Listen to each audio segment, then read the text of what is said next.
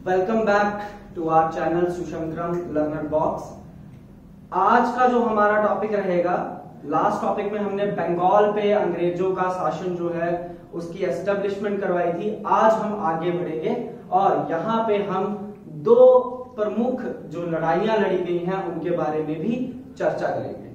ठीक, तो आज का जो टॉपिक है वो है अवध, यानी कि अवध पे ब्रिटिशर्स की हुकूमत कब आई और कैसे आई।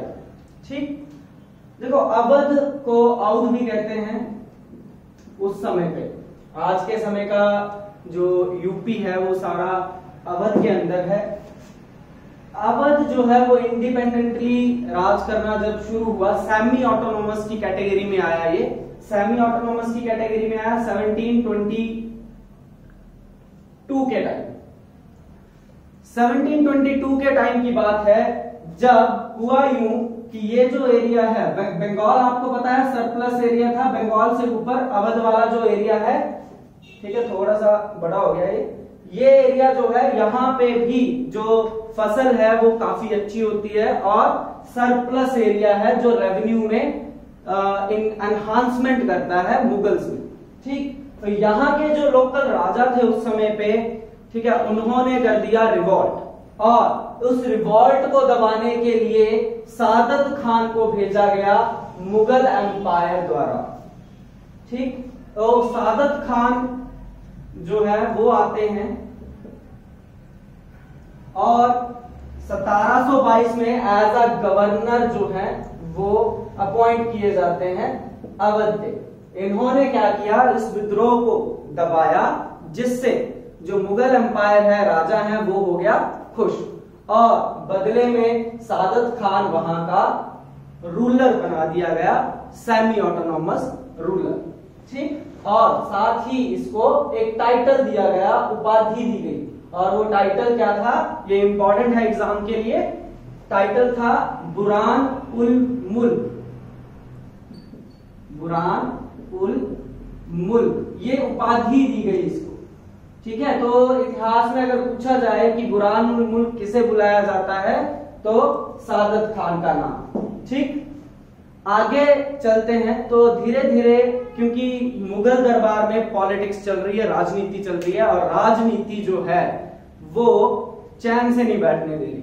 ठीक है, इसी मतलब जद्दोजहद में ये भी फ्रस्ट्रेट हो चुका था मुगल एम्पायर से और इस फ्रस्ट्रेशन से ये क्या चाह रहा है कि अपना राज्य स्वतंत्र बनाना चाह रहा है, पर ये कामयाब नहीं हो पाता।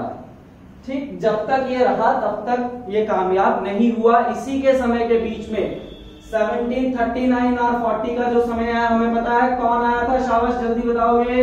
इस समय पे किसका आक्रमण जो है वो भारत पे हुआ था, ये मैं पिछली वीडियो में भी बता बैठा हूं। उससे पिछली वीडियो में भी हमने इसका जिक्र किया था। क्या नाम था उसका, नादिर शाह। बिल्कुल ठीक, तो नादिर शाह का आक्रमण यहाँ पे हुआ है।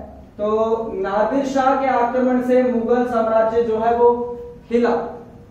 ठीक है, अब हिला तो इसका इम्पैक्ट यहाँ भी पड़ा और धीरे धीरे आपको पता है कि क्या हो रहा है, मराठाओं की पावर एक्सपैंड हो रही है। मराठा पूरे भारत पे कब्जा कर रहे हैं। मराठा पावर जैसे जैसे बढ़ रही है तो मुगल सत्ता हिल रही है। इसी समय के राउंड की बात है जब आपको पता है मराठाओं में, थोड़ा सा मैं अलग जा रहा हूं इस पे, मराठाओं में 1720 और 1740 का जो समय रहा है वो समय रहा है बाजीराव का। जी हाँ, मस्तानी वाले बाजीराव का। तो आपको पता है 41 बैटल्स लड़ी थी उन्होंने और एक भी बैटल नहीं हारी है। तो इस समय पे एक्सपेंशन पूरे पीक पे था मुगल साम्राज्य का, सॉरी मराठा साम्राज्य का। और मुगल साम्राज्य जो है वो अपने ही उनके जो रूलर्स थे वो उतने अच्छे नहीं थे, जिसके कारण क्या हुआ, ये टूट रहा था। दूसरी तरफ से ब्रिटिशर्स ने भी अपना होल्ड जमाना शुरू कर दिया है। ये सारी चीजें मिक्सचर में चल रही हैं, जिसके कारण क्या होता है, अवध पे भी खतरा आएगा। ठीक है, तो खतरा कैसे आएगा वो हम देखेंगे। ठीक, जैसे ही इनका समय खत्म होता है, सादत खान की मृत्यु हो जाती है 1740 के करीब और इनका जो सपना था इंडिपेंडेंट राज्य बनाने का वो पूरा नहीं हो पाता है। दरअसल चल ऐसा रहा है कि हैदराबाद के निजाम का नाम भी इसमें जुड़ता है।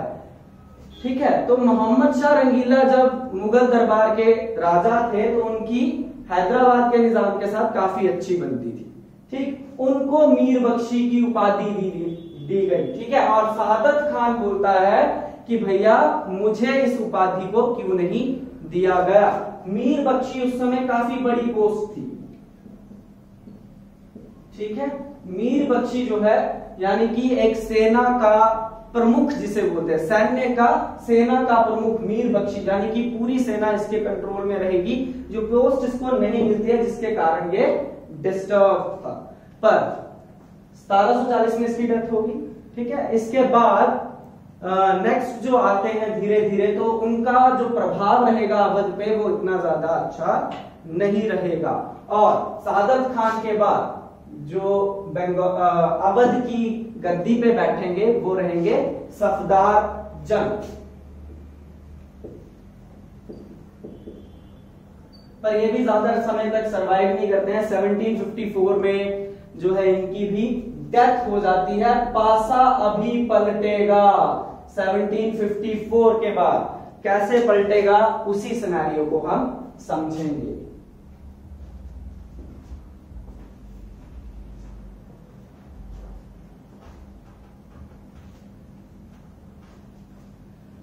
ठीक, तो समय है 1754 का, और 1754 में सफदर जंग का इकलौता बेटा शुजा उद दौला, इसका नाम आपने जरूर सुना होगा, शुजा उद दौला,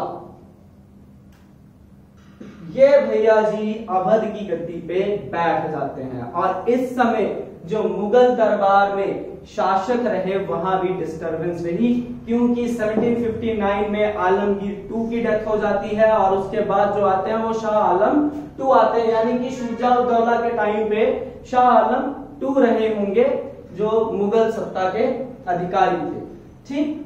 तो इसके समय में ऐसा क्या होता है, इसके समय में मराठाओं की जो बढ़ती हुई पावर है, मराठा एक्सपैंड कर रहे हैं, मराठाओं की बढ़ती हुई पावर को देखते हुए इसका जो इसके लिए कंपटीटर हैं, उड़ीसा पे भी एक समय पे इन्होंने अधिकार कर लिया है। अब कंपटीटर को रोकना है तो क्या किया जाता है, दुश्मन का दुश्मन दोस्त। तो इनके जो दुश्मन हैं वो इस समय पे अफगान में है। कहां है, अफगान में। अफगान में दुरानी साम्राज्य हुआ करता था। कौन सा साम्राज्य, दुरानी। और दुरानी साम्राज्य के जो लीडर थे उस समय वो थे अहमद शाह अब्दाली। कौन थे, अब्दाली भैया, ठीक है। तो अब्दाली जी के साथ शुजा क्या करते हैं, बॉन्ड बना लेते हैं, इसके साथ दोस्ती कर लेते हैं। क्या कि भैया मैं मुस्लिम तुम मुस्लिम और हम दोनों दोस्त, ठीक। तो ये दोनों मिलके मराठाओं को चेक करने, मराठाओं को क्यों चेक किया इन्होंने, कारण यही था क्योंकि दिल्ली के आसपास का जितना भी साम्राज्य था वो उस समय मराठाओं के कंट्रोल में था, और मराठाओं को इसका सामना करना पड़ा जब अब्दाली ने आक्रमण किया, ठीक है। 1761 की बात है ये, और 1761 में आपको पता है कौन सी लड़ाई हुई, पानीपत का तीसरा युद्ध, ठीक है, पानीपत की 3rd बैटल। All clear.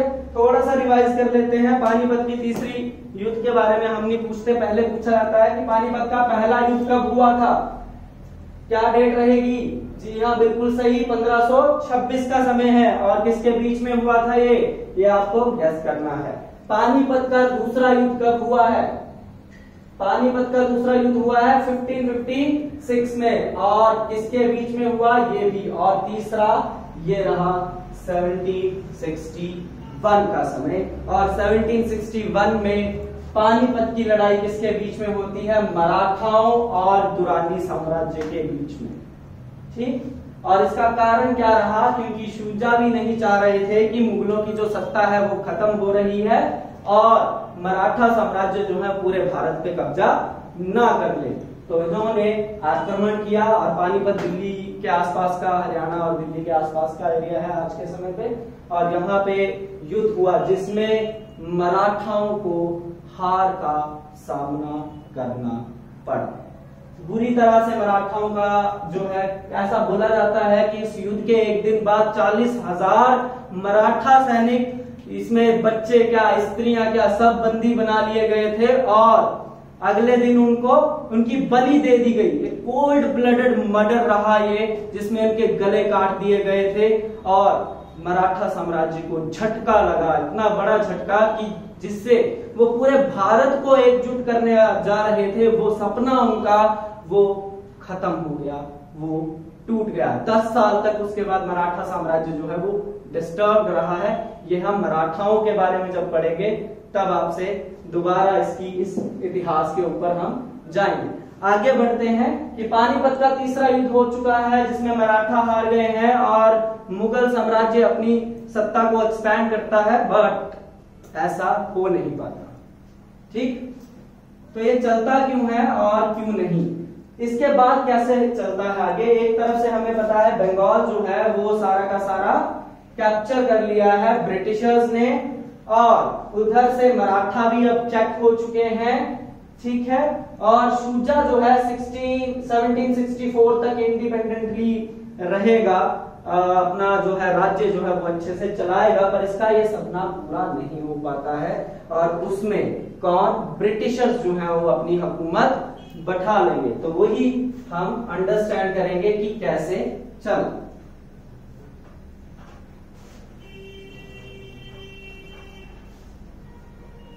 तो होता क्या है, थोड़ी सी बंगाल की हिस्ट्री पे आते हैं। बंगाल का हमने साम्राज्य जो बिठाया था बंगाल का, तो उस समय जब अंग्रेजों ने प्लासी का युद्ध लड़ा, तो उस समय बंगाल का जो नवाब बनाया गया था वो कौन बनाया गया था, मीर जाफर। ठीक, अब मीर जाफर गद्दी पे बैठा है, पर मीर जाफर, अंग्रेज चाह रहे हैं कि मीर जाफर क्या करे, पपेट की तरह बिहेव करे, पर मीर जाफर बिल्कुल पपेट की तरह बिहेव नहीं करता है, जिसके कारण आपको पता है डचेस के साथ में मिलता है। और 1759 में चिनसुरा का युद्ध हुआ था जिसमें डचेस हार गए थे, तो इसमें ये भी था।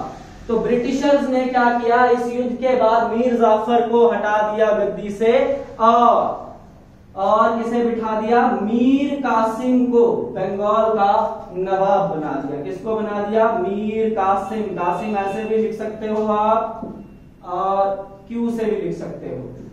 ठीक है, मीर कासिम गद्दी पे बैठा, पर मीर कासिम चाहता है कि वो राज्य जो है वो स्वतंत्रता से चलाए, और साथ ही साथ मीर कासिम ने जितने भी मर्चेंट थे, चाहे इंडियन थे चाहे ब्रिटिशर्स थे, दोनों के साथ इक्वल बिहेव किया, जिसके कारण अंग्रेज क्या हो गए, नाखुश कि हमें कोई स्पेशल ट्रीटमेंट नहीं दी जा रही है, और इसी बात से नाराज हुए। फिर क्या था, मीर कासिम जो है वो अवध के जो नवाब हैं उन शुजा के साथ वो मिलेंगे, और साथ में शाह आलम II जो रहेंगे मुगल के राजा, ये तीनों आपस में मिलकर अंग्रेजों के विरुद्ध जो है वो एकजुट हो जाते हैं और लड़ाई करते हैं। और उस बैटल का नाम क्या है, 1764 में एक ही बैटल हुई है, कौन सी, बैटल ऑफ बक्सर। ठीक है, बक्सर का युद्ध जो है वो होता है, जिसमें एक तरफ ब्रिटिशर्स हैं और एक साइड पे मुगलों के तीनों बड़े साम्राज्य, मुगल साम्राज्य खुद, ठीक है, अवध के नवाब और तीसरे बंगाल के नवाब, ये तीनों एक साथ होके लड़ते हैं और अंग्रेज इसमें फिर जीत जाते हैं। ठीक, अंग्रेजों की तरफ से जो लड़े थे वो थे हेक्टर मुनरो, ठीक है, और बाकी तीनों के नाम तो मैंने आपको बता दिए हैं, और इसमें पूरी मुगल सत्ता का खात्मा ही हो जाता है और ब्रिटिश राज्य की एक्सटेंशन हो जाती है। बंगाल से अब उनका जो साम्राज्य है वो अवध तक फैल गया और यहां से इनका होल्ड जो है वो और ज्यादा स्ट्रांग हो गया। ठीक, hope you understand this, and तब तक के लिए नमस्कार। नेक्स्ट वीडियो जल्द आएगा।